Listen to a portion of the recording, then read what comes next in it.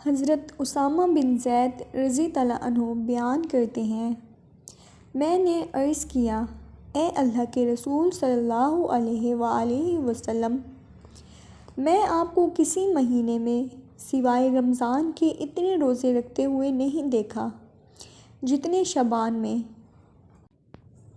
آپ صلی اللہ علیہ وآلہ وسلم نے فرمایا، لوگ رجب اور رمضان کے درمیان والے مہینے کی فضیلت سے غافل ہیں، حالانکہ اس مہینے میں لوگوں کے اعمال اللہ کے سامنے پیش کیے جاتے ہیں،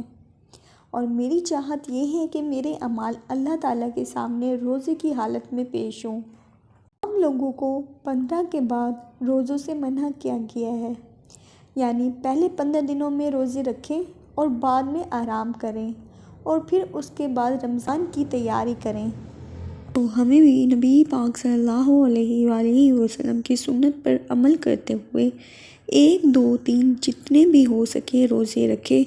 تاکہ ہمیں بھی شعبان کی فضیلت ملے۔